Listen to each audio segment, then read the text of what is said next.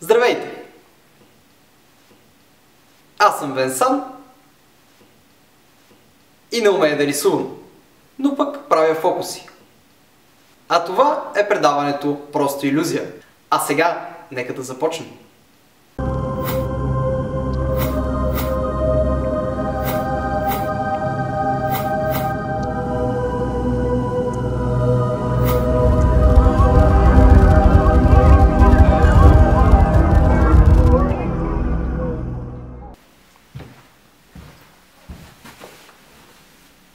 Хора, през изминалите 2 седмици ми се случи следното нещо. Братле, видя ли? Един има във Фейсбук клипче, дето прави фокуси в едно заведение, там едни карти разказва една история, братле, там 25 лева вход, казино, някакви заведения. Уникален, видя ли? Това можеш ли го направиш?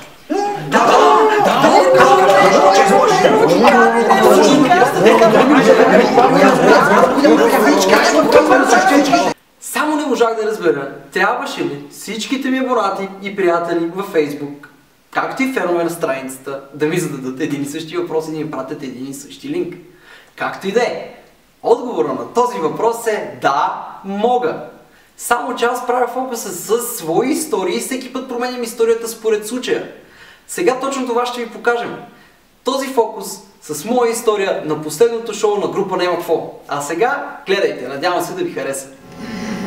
За начало искам да поканя една красива, смела девойка да заповяда на сцената при мен да ми свърши една услуга. Ма не ми диви ръка, ела?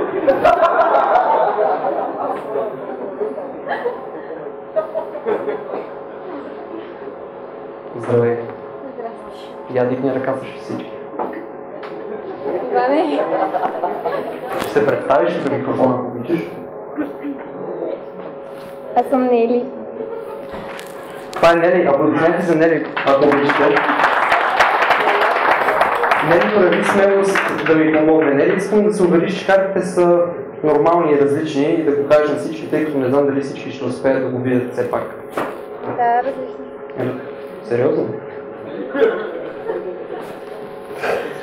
Нели, ще се помоля някъде да ми прецепиш където ти е удобно, за да мога да започна. Искам хората да са сигурни, че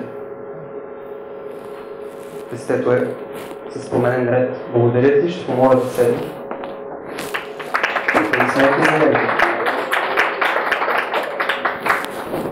Това, което ще направя една история. Ще ви разкажа историята с карти, а историята гласи следното. 4 младежи решили да отидат на шоу на Няма какво. Шоуто се провежда в студентски град, заведението жреци на музите на адрес Йордан Йосифов 8А. Там естествено ги чакали 4 много очарователни девойки. Веднага щом отишли младежите, решили, че трябва да поръчат 8 коктейла и за това повикали сервитьора, който по случайно също се казва Йордан Йосифов. Веднага щом сервитьора дошъл и казал: момчета, ако поръчате 4 коктейла, това са безплатно, това прави общо 6. Момчета изпитали интерес към цената, затова опитали, а това колко ще ни струва. Съответно той казал: 95 лева. И те казали: 95 лева за 6 коктейла. Няма как да стане.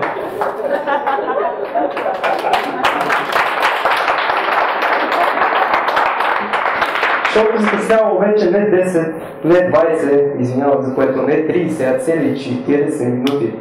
Картите на фокусника паднали. Но въпреки всичко, даже по-въпреки всичко, всичките 89 човека тук излъгат, вече почнали да се направят и да се ядосват. Една компания от 4 човека се оплакала и казала, че надали повече ще дойде на такова шоу. 8 човека дори си тръгнали, но както и да забравим това нещо. На сцената вече имало един магиосник. Въпросът бил къде са другите двама от група Няма какво. А сега ще ви помоля всички да ги посрещнем, като отборим 6, 5, 4, 3, 2, 1, начало! Надявам се моята версия на фокуса да ви е харесала и с това въпроса да остане затворен. А сега, за да не оставате само с този фокус все пак, ще ви покажем фокуси заснети малко по-късно, същата вечер на същото участие. Надявам се да ви е забавно. Един фокус, който не съм правил давно. Се надявам да се получи. Кой ще участва първо да попитам? Кой му се... Ти не можеш. Тебе ти е забранено. Това, което трябва да... Обичам твоите фокуси. Ще помоля някъде да ми кажеш стоп. Тази, на която спреш, кажи на всички, ще се отдалечи максимално. Да не ме вижда.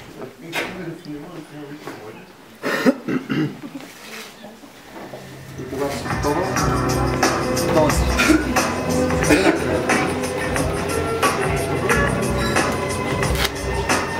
Сега, това, което трябва да случи е, опитам да я позная.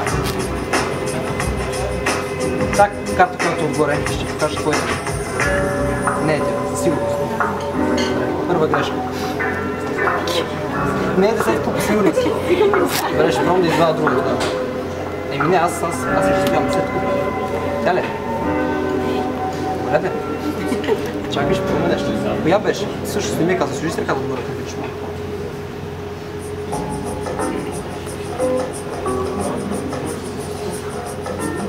Сигурен, че не се.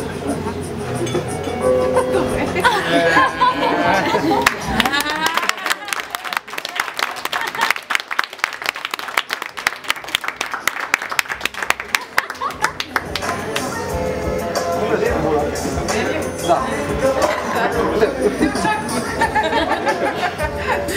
Моля да ми кажеш една карта от цялото песте, която искаш да бъде върната на обратно.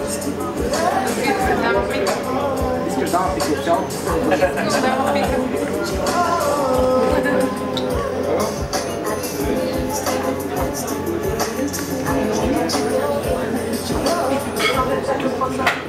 Аз не мога да намеря начина.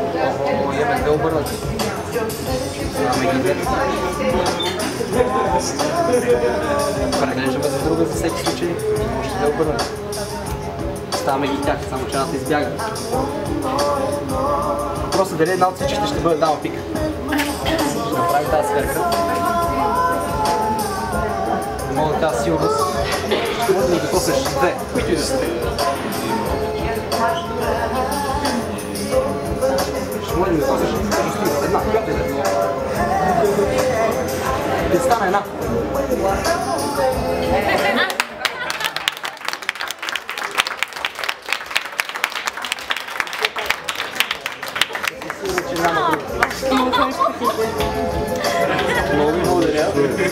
Въпреки, че в този епизод се пошегувахме с това, че ми пратихте доста съобщения с едно и също нещо, това не означава да не ни пишете съобщения. Напротив, по този начин вие ни давате идеи да правим неща, които са интересни за вас, а това е важно за нас. Така че продължавайте, пращате ни съобщения с неща, които са ви интересни и аз ще се погрижа да изпълним по-голямата част от тях. А сега обратно на чертожната дъска. Ако епизодът и разбира се предаването са ви харесали, не забравяйте да харесате нашата Facebook страница и да се абонирате за нашите канали в VBOX и разбира се YouTube. Това е всичко за този епизод, така че до следващия път.